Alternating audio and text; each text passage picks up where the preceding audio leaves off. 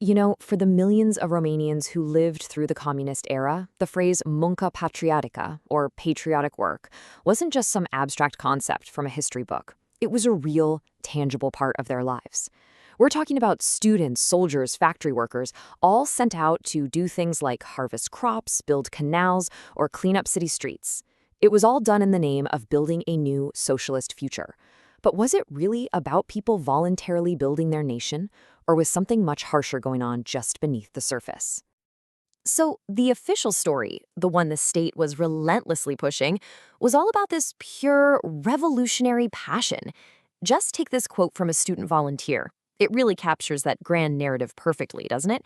The idea was that this wasn't just work. It was a chance for young people to build a glorious future with their own two hands, to literally participate in the making of history. So that was the myth, right? A really powerful, romantic vision of everyone pulling together. But that official story, it was only one side of the coin. The real question is, what was actually powering this huge mobilization of people and their labor? Okay, to really get our heads around patriotic work, you've got to look at the two different forces that were driving it. One was this powerful ideology, and the other, well, the other was a brutally practical need for money. This whole project was basically running on a strange mix of philosophy and sheer desperation. So, what was it, officially speaking? Well, on paper, the state defined it as a voluntary contribution. The idea was that citizens were freely giving their time and energy for the common good. The goal wasn't just to build socialism, but also to make people feel a deep, true love for their country through all this shared effort. Let's break those two drivers down. On one hand, you have the ideological pillar.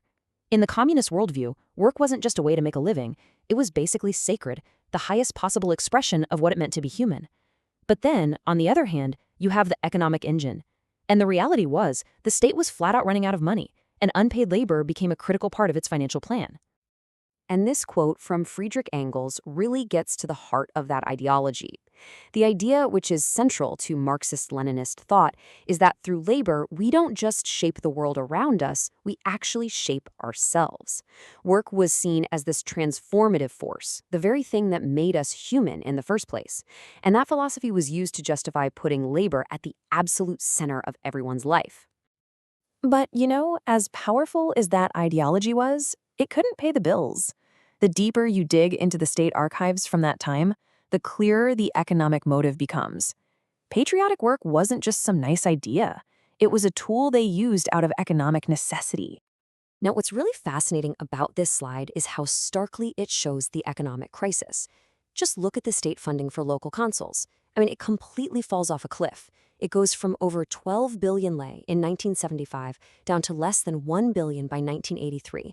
So how do you pave roads, clean parks, or maintain buildings when your funding just evaporates like that? Well, you replace the money with unpaid labor. And here's the kicker.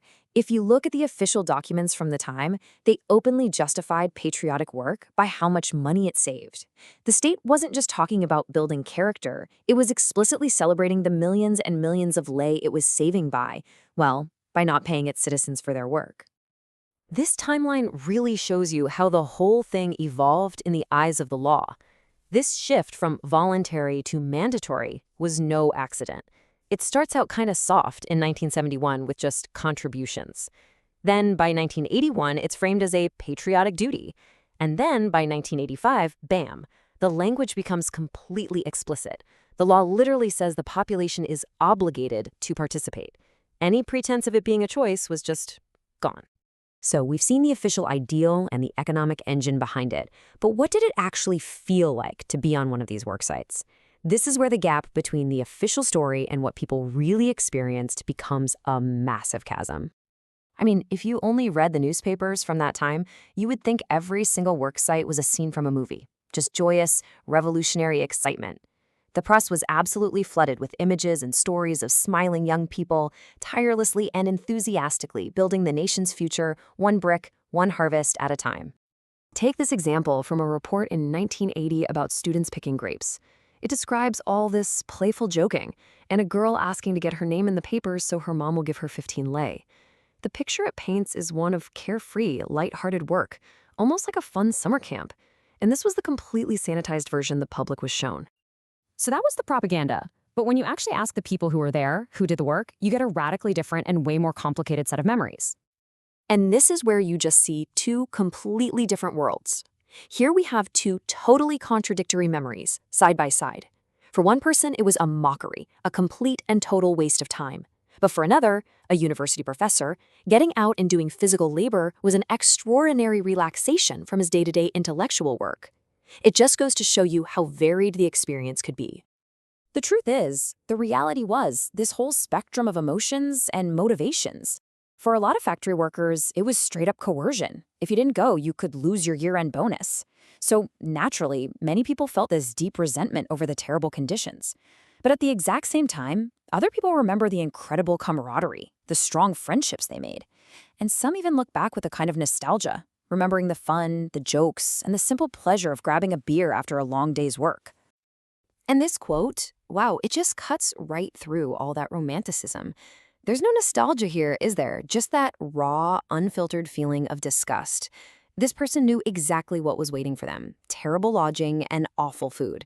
So for them, it was an ordeal they had to get through, not some patriotic duty to be celebrated.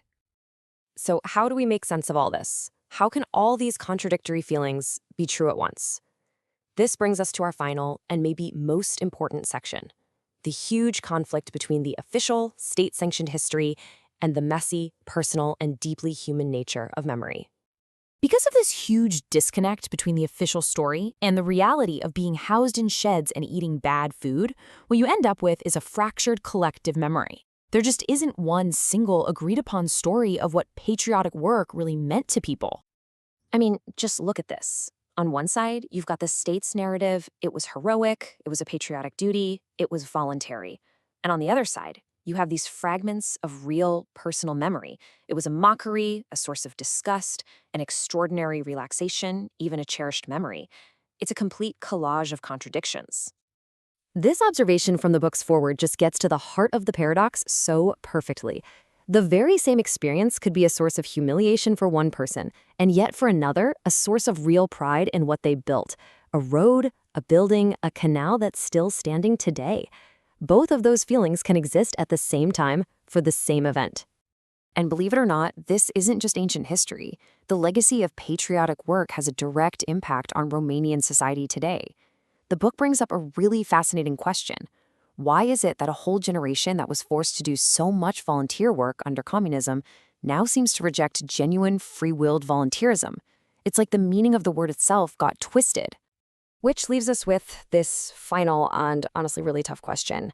It forces us to think about the strange alchemy of human memory, where an act of coercion, something you were forced to do, can over time be remembered and even reframed as a source of accomplishment and pride. It reminds us that how we remember our past is every bit as important as what actually happened.